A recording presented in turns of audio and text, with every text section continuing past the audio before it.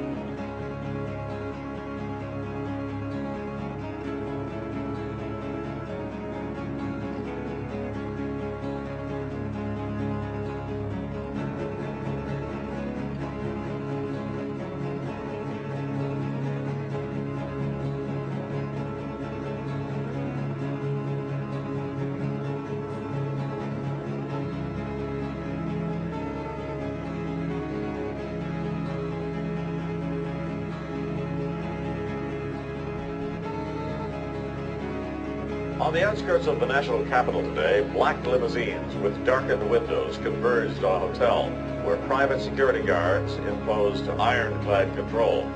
The limos carried royalty, political power brokers, and industrial titans to a secret meeting that will last all weekend. It's known as the Bilderberg Group. Could their objective be world domination? If you haven't heard of the Bilderbergers, it's for one reason only. They haven't wanted you to. At their annual closed-door meetings, no outsiders are allowed even close to the building. Here are gathered the most powerful individuals of the Western world, united regularly at club meetings.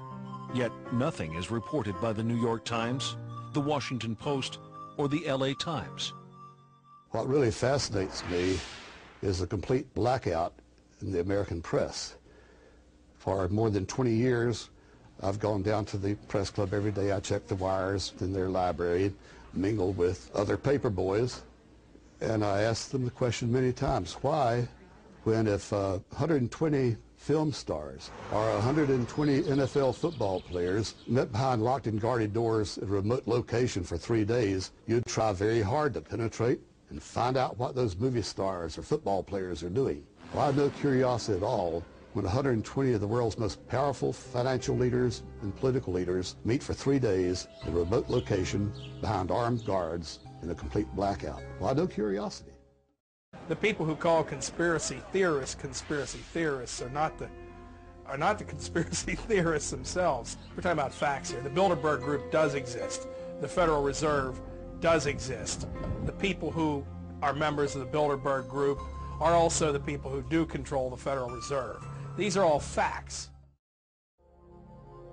In 1954, the elite of the planet met in secret at the Bilderberg Hotel in Oosterbeek, Holland. The Bilderberg Group would later admit that their mission was the formation of the EU.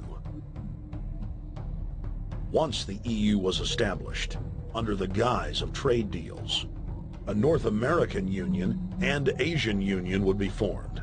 The three interlocking superstates form the core of the global government, while the United Nations would serve as a world regulatory and enforcement body over the Third World subregions. The Bilderberg Group consists of the heads of all of the managing roundtable groups that steer individual countries. Picture the elite power structure of the world as a giant pyramid, with only the elite of the elite at the tip top of the capstone. The group has been so secretive that until the mid-1980s, the controlled corporate media denied its existence. Into the late 1990s, coverage only consisted of rare one-line mentions.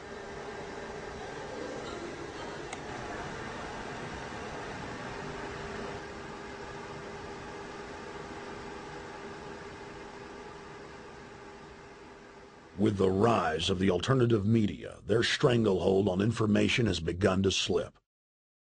What we do hear coming out of those meetings is incredible about the plans of the New World Order to consolidate power. Political power and economic power coming together at the highest level. But what I call the lapdog media, the controlled media in this country, you would think that they would be going to court, crying freedom of information, open meetings, sunshine law, and all of these things, but the silence is deafening. Why is it the major media would deny this? Let's look at the ownership of the major media. Let's look at the roster of, say, the Bilderberg meeting. Katharine Graham owns the Washington Post. Katharine Graham has been to the Bilderbergers. Conrad Black, one of the largest media barons in Canada and Europe, has not only been to these meetings, but he has hosted the meeting just a few years ago. Every year they meet in secret, and there is an absolute news blackout. There is never anything reported in any of those papers. David Rockefeller himself thanked the media for keeping this all hushed up.